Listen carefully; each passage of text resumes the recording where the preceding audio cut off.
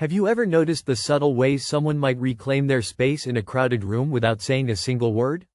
Like, that moment when she adjusts her stance or lets out a laugh just a bit louder than usual, almost like she's marking her territory, but not in an aggressive way.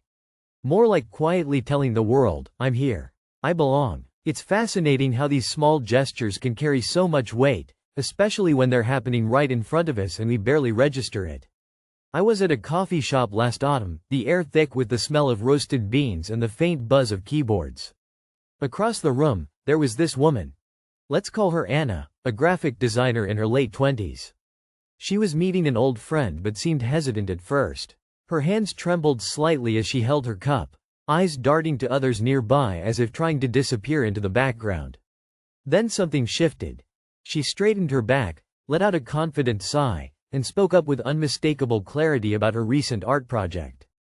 It was subtle but unmistakable. That change from tentative to assertive wasn't just about sharing a story. It was Anna reclaiming her presence in that very space. What she did is exactly what many don't notice: how people reclaim themselves through small actions in public without needing to shout it out loud. And for those who've ever felt invisible or overlooked, even for a moment, that silent claim is powerful. So why does this matter? Because recognizing these quiet forms of self-assertion can change how we understand human connection and respect boundaries. We often think reclaiming oneself has to be loud or dramatic, but sometimes the most profound statements come without words or grand gestures. Let's explore one of the key signals that show when someone is quietly saying, I'm taking back my space. When I say space, I don't mean just physical room, it's emotional, psychological, social presence. The things we sometimes give away without realizing. Imagine you're at a family gathering during the holidays. Maybe last December. You know how these moments go. There's warmth but also underlying tensions, unspoken expectations swirling around like invisible threads tying everyone together. Now picture your cousin Lisa, usually soft-spoken and easy to overlook among boisterous relatives. Suddenly, she starts sharing stories about her recent travel adventures with surprising humor and vivid detail. Her voice carries more than usual, she's making eye contact confidently. That shift? It's Lisa reclaiming herself amid familiar voices that often drown hers out. This kind of behavior is what psychologists studying human behavior under social pressure often refer to as reclaiming agency in public settings, a way to restore control over how one is seen and heard. But let's get practical. What exactly does this look like? One clear sign is the deliberate use of body language to expand presence rather than shrink away from attention. You might notice someone uncrossing their arms after being defensive or hesitating before speaking up, but then choosing words that assert their opinions clearly without apology. These are subtle moves signaling an internal decision to no longer remain invisible or passive. Back to Anna, the graphic designer I mentioned. Her reclaiming wasn't about dominating the conversation. It was about inviting recognition on her own terms. She wasn't trying to overshadow anyone but creating room for herself where before there had been silence. Here's an exercise you can try next time you feel overlooked. Start by paying attention to your posture in social settings. Are you shrinking down physically, shoulders rounded inward, as if trying not to be seen? Or are you allowing yourself to occupy the space naturally? Try gradually straightening your back while breathing deeply and observe how it shifts your confidence internally even before others react. Then notice your voice. Do you speak softly or trail off at the end of sentences? Experiment with speaking firmly but calmly. You don't need to raise volume dramatically, just enough so that your words carry weight naturally. This practice helps build what Jung referred to indirectly through his work on awareness of the self. Not as some fixed identity but as a living presence shaped by both inner acceptance and outward acknowledgement. Of course, these behaviors aren't guaranteed instant solutions for feeling validated, that would be too simple, but they open pathways toward recognizing when you're giving away your power unconsciously and how small shifts can begin reversing that trend. And trust me, I know it's easier said than done. Sometimes I catch myself curling into my chair during meetings like I want nothing more than invisibility as a defense mechanism, and yes, I'm no guru here. But noticing those patterns allows tiny moments of rebellion against self-neglect. It reminds me of something else. A client once told me about attending an art exhibition where she felt overshadowed by louder personalities until she decided mid-event just to walk confidently toward one artist and start asking questions passionately about their work instead of hanging back silently as usual.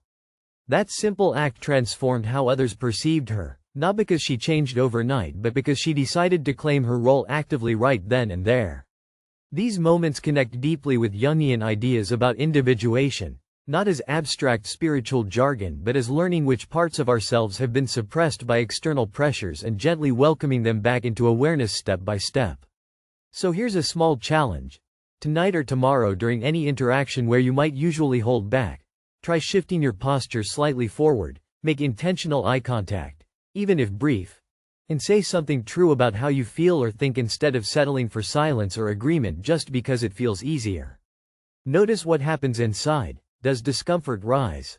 Relief? Maybe curiosity? Pay attention without judgment. That's where real change begins. And if this resonates with you so far, subscribing to the channel will bring more insights like these directly over time because navigating human behavior quietly yet meaningfully takes patience, and company never hurts on that path. Before moving forward though, have you ever caught yourself doing something unexpectedly bold in public only afterward realizing you were staking some kind of claim over your own existence? If yes, drop that story below. I'd love hearing those moments people rarely share aloud but live vividly inside themselves every day. Anyway, that first sign, the way body language shifts from withdrawal toward claiming space, is just one layer beneath many complex interactions where identity meets environment head-on without fanfare but with undeniable impact. And sometimes noticing these silent claims opens doors not only into understanding others better but also uncovering parts we've hidden even from ourselves long ago because life demanded otherwise until now. But hey, let's not get ahead too fast. There's much more weaving beneath this surface worth entangling next time when we look beyond physical gestures alone toward deeper emotional cues revealing hidden struggles and triumphs in claiming oneself publicly against all odds.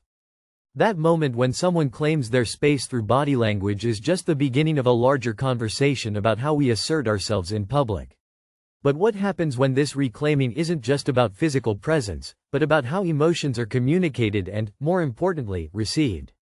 Because it's one thing to stand tall, it's another to let people witness your emotional truth without shrinking or masking it. Let's consider the idea of emotional transparency as a second signal of reclaiming oneself in public. This doesn't mean oversharing or laying everything bare like an open book, which honestly wouldn't be sustainable or comfortable for most. Instead, it's about allowing emotions, fear, joy, frustration, to be visible enough to invite genuine connection without apology. I remember a colleague, David, a software engineer from Denver, who always struck me as reserved during meetings. He was meticulous and brilliant but rarely showed much emotion beyond polite smiles or nods. Then during a team project in early 2023, after weeks of high tension and tight deadlines, he suddenly spoke up about feeling overwhelmed and uncertain. No theatrics, no dramatics, just an honest admission that surprised many because we were so used to his quiet professionalism. What changed? For David, this wasn't just about venting. It was an act of reclaiming his emotional presence in a space where vulnerability had often been mistaken for weakness. It was as though by naming his feelings openly, he was establishing a new way for himself to belong authentically within the group. This gesture transformed the team dynamic profoundly. Others began sharing their own struggles and uncertainties, creating a shared atmosphere where honesty wasn't punished but appreciated. The project ended up not only successful but also closer knit. So how can you try this out yourself? Next time you find yourself holding back an honest feeling, whether anxiety before speaking up or excitement about an idea, pause for just a moment and ask, is there room here for me to express this without fearing judgment? If the answer leans toward yes, try naming that feeling out loud using simple words like, I'm feeling unsure, or, this excites me. It doesn't have to be grand or perfectly phrased. Even brief expressions can invite others to see a fuller version of who you are beneath surface politeness. And if you're worried about oversharing or being vulnerable, that's normal. Start small with safe circles first, close friends or trusted colleagues before venturing into broader social settings. Notice what shifts inside when you permit these emotional disclosures, the relief from carrying them alone, Perhaps a new sense of self-respect for honoring your inner world publicly rather than hiding it away. If this resonates with your experience so far, or if you've ever caught yourself holding back feelings in public spaces, feel free to share your thoughts below. Sometimes putting these moments into words is itself part of reclaiming identity. Now onto the third sign, a bit less obvious but no less powerful, is how someone reclaims themselves by setting boundaries in public interactions without needing lengthy explanations or apologies. Boundaries are tricky because they often get misunderstood as selfishness or rudeness when actually they're vital for maintaining integrity and respect. Picture Eleanor, a librarian in Portland who recently recounted an incident at her local library during April 2024. A regular patron would frequently interrupt her work conversations with colleagues and ask personal questions she found intrusive. For months, Eleanor tolerated these interruptions out of politeness or habit until one day she decided not to simply ignore the behavior anymore. Without raising her voice or sounding confrontational, she calmly said, "I need some quiet time now to focus on my tasks. Can we continue this conversation later?" The patron looked surprised but respected her request immediately. This moment was Eleanor reclaiming her right to protect her mental space in public without guilt or excessive justification. She communicated her boundary clearly yet kindly, a balance many struggle with when desiring connection but needing personal limits honored. Here's something practical. Next time someone crosses your comfort zone subtly, maybe by talking over you during group conversations or invading your personal distance, try voicing your boundary gently but directly using I statements. I feel overwhelmed when. This approach reduces defensiveness while making your needs known. You might say something like, "I'd appreciate if I could finish my thought," instead of blaming others outright. If that feels uncomfortable at first, and it often does, practice ahead by rehearsing phrases quietly at home or writing them down so they feel more natural when spoken aloud. The key is recognizing that setting boundaries publicly isn't aggression, it's self-respect manifesting outwardly, a crucial step in reclaiming autonomy over how we engage socially. Interestingly, these three signs together, claiming physical space through posture and movement, expressing emotions transparently without shame, and setting clear boundaries, form layers of reclaiming that connect deeply with human psychology described decades ago yet remain surprisingly relevant today. They show us how identity isn't static nor only private but continuously negotiated publicly through interactions we might overlook unless paying close attention. But why do many hesitate even when craving such reclamation? Fear plays a big role, that ancient alarm system warning us against standing out too much lest we face rejection or conflict. Yet ironically, avoiding those moments often leads to invisibility faster than any bold act could risk it. There's also cultural conditioning shaping how especially women navigate public spaces. They're often socialized into politeness norms discouraging overt self-assertion lest they be labeled negatively, too aggressive, too bossy. That's why recognizing these subtle signals matters not only individually but collectively, as acts pushing back against limiting social scripts baked into daily life unnoticed until someone breaks them intentionally. A practical reflection exercise here is journaling moments during the past week where you felt either invisible or overly exposed socially. Note what triggered those feelings. Is it posture? Tone? Fear of judgment? Then write down one small action you might take next time aligned with one of these three signs, even if only mentally rehearsed. For example, sitting more openly rather than curling inward. Naming one authentic feeling briefly during conversation. Saying no politely when overwhelmed. Over time, those small steps accumulate into rewiring habitual responses toward greater self-recognition outside silent compliance patterns we've all known too well. By becoming mindful observers of these dynamics happening around us daily, noticing how others claim their presence, we may also illuminate blind spots within ourselves waiting patiently for acknowledgement and courage to emerge publicly too. And hey, speaking from personal experience and professional slip-ups, sometimes just deciding internally, "Today I will not fade away," makes all the difference long before any outward gesture happens. If you're curious about exploring this further, I've gathered some guided reflections on cultivating emotional transparency and boundary setting that might deepen your understanding in everyday contexts. No pressure at all, but happy to share whenever you want to dig deeper into navigating these complex human dances more confidently. On a lighter note, I remember joking once with a friend that trying to set boundaries on Zoom calls feels like negotiating peace treaties while everyone wears pajamas and snacks on chips nearby. It's awkward yet necessary, and yes, sometimes hilarious. Anyway, these layers overlap yet each brings unique challenges and rewards in owning who we are openly amid other people, not hiding behind masks nor retreating silently into corners. So what about you? Have there been times recently where expressing an emotion honestly led unexpectedly to better connection? Or maybe setting a boundary peacefully changed how others treated you? How did that feel inside afterward? Feel free to drop those stories below. It helps remind us all that reclaiming ourselves isn't rare magic but everyday courage woven from countless small choices usually unnoticed unless named aloud somewhere safe like here together.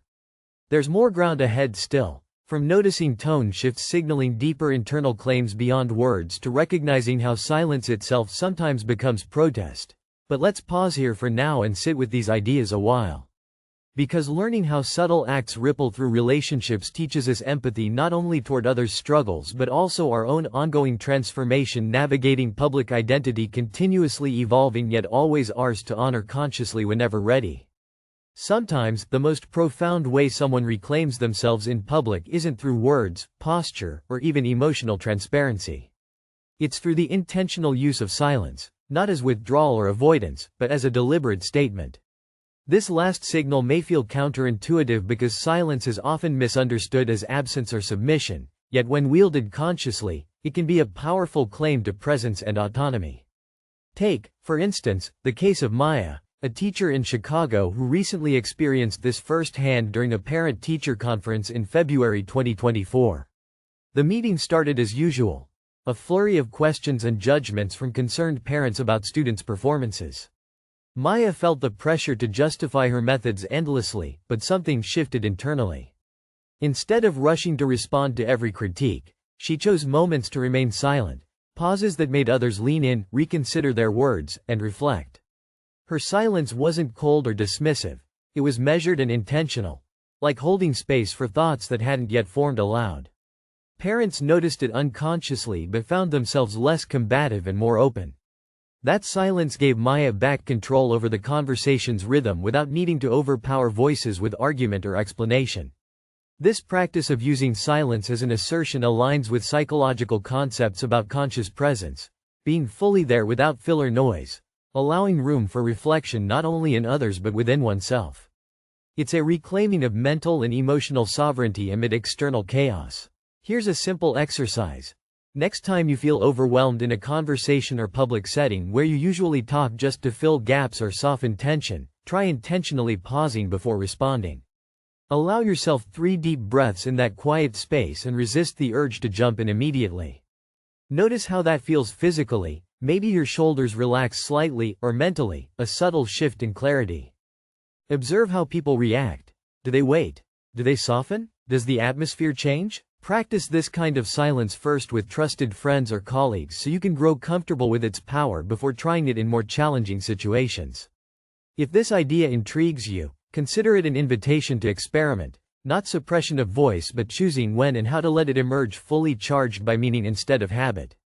Now, reflecting on everything we've explored, the ways body language claims space, emotional transparency invites authenticity, boundaries protect integrity, and silence asserts control, there's an underlying thread weaving them together. Reclaiming oneself publicly is about honoring internal truth while negotiating external realities creatively and courageously. It challenges us to rethink common assumptions about power and presence, not as loud declarations only but as nuanced interactions shaping who we become visible to others. Imagine life as a complex dance floor filled with countless rhythms competing for attention. Each movement, from how we hold our bodies to when we speak or stay quiet, is part of choreographing our unique dance that says, "This is me." But unlike rehearsed performances with scripted roles, this dance evolves unpredictably depending on partners involved, their moods, expectations, and our own shifting feelings beneath the surface. This dynamic interplay reminds me of something remarkable I witnessed during a community meeting last year where diverse voices were hesitant at first, some shy, others defensive, until one woman stood up silently after hours of heated debate just looking around calmly without speaking for several seconds. That pause broke tension like sudden cool air after stifling heat. People settled into listening mode instead of reacting reflexively. Such moments reveal how reclaiming ourselves isn't about forcing acceptance externally but creating conditions where acceptance becomes possible naturally through honest presence. Even if that presence sometimes means simply being still amidst noise. So maybe reclaiming yourself publicly is less about grand gestures intended to impress strangers and more about cultivating small consistent acts aligned with inner authenticity which ripple outward beyond immediate visibility into deeper relational trust. And here lies its subtle power. These acts don't erase vulnerability. Instead, they transform vulnerability into strength by embracing contradictions inherent in human existence. The need both to connect intimately yet maintain distinct boundaries. Desire visibility yet fear exposure. Seek approval while craving freedom from judgment. You might find this paradox challenging at times. That reclaiming yourself means showing up imperfectly aware that rejection may happen anyway but choosing presence regardless because fading away seems worse than risking discomfort now. Embracing imperfection invites ongoing learning rather than demanding perfection before stepping forward. A lesson Jung illuminated through his work emphasizing integration over elimination of conflicting parts within us. As you sit with these reflections today, or whenever you return, consider what one small act might represent your personal claim in public spaces. Could it be standing taller next time someone interrupts? Naming one feeling honestly despite anxiety? Saying no without excessive explanation? Pausing silently, allowing your presence alone speak volumes? Whatever it feels like for you. Lean into that discomfort gently but decisively. Because those moments accumulate quietly, crafting resilience not visible all at once but unmistakably present beneath everyday exchanges, shaping identity continuously renewed through action chosen authentically. If any part of this speaks to your experience or sparks curiosity about exploring further nuances around self-assertion grounded in depth rather than display, I'd love hearing your stories below. Sharing helps us realize these processes aren't solitary battles but collective dances inviting dialogue beyond scripted roles society often assigns us unwittingly. And since navigating these delicate balances requires patience alongside insight, I have some guided reflections crafted specifically for practicing conscious presence amid social complexity if ever you want tools supporting this journey without pressure or rigid formulas. Before closing though, here's one last thought worth carrying forward. Reclaiming yourself publicly doesn't mean fitting into someone else's definition of strength nor pretending mastery over fears. It means showing up amid uncertainties, choosing authenticity over invisibility repeatedly even when it feels risky or exhausting, because deep down there's no greater act of respect toward oneself than that courageous willingness to simply exist fully right here right now on your terms. Not anyone else's script written long ago somewhere else but authored anew moment by moment through lived choice. And yes, sometimes that choice looks like shouting loudly, but just as often it looks like whispering softly, leaning back confidently, or staying quietly present, letting silence hold its own truth beyond words spoken too hastily. Maybe reclaiming yourself begins precisely where you least expect, in those overlooked spaces between sound and stillness where your truest voice waits patiently until finally invited forth without fear or apology, because belonging begins not outside. It starts inside, fiercely claimed then reflected outward, gently shared with world ready or not. If there's one thing I hope lingers after this conversation is this. Your presence matters profoundly even when unnoticed. Claiming it openly transforms not only how others see you but how profoundly you see yourself. As whole, messy, beautiful human, entirely worthy simply because you exist, daring enough each day to say, I am here. And isn't that something worth leaning into bravely? So I invite you now, not tomorrow nor someday, but today, to find one small way to claim your space authentically, whether through posture, voice, boundary, emotion, or yes, even silence, and watch slowly how life adjusts around that claim, revealing new possibilities hidden beneath familiar patterns worn thin by invisible surrender. Because ultimately our greatest revolution unfolds quietly within ordinary moments, witnessed only by those courageous enough to recognize them first inside before stepping boldly outside anew every time we choose ourselves unapologetically exactly as we are. Even when imperfect, especially then. Thank you for walking part of this path together. I hope these reflections accompany your steps forward, inviting lightness amidst complexity, reminding us all we belong here just as much as anyone else, standing tall, quietly visible, boldly silent, lovingly real. If you feel drawn, keep engaging, share below what resonates most. It enriches everyone tuning into these conversations, seeking not quick fixes but deep understanding woven from lived experience, raw honesty, tiny victories celebrated, sometimes alone, sometimes together. And remember, your claim upon life is irrefutable because only you can make it so. With every breath taken consciously, every gesture embraced fully, every silence held meaningfully. That is true power, not shouted from rooftops, but lived steadily from heart center outward, shaping existence moment by moment, unfolding endlessly new just like you.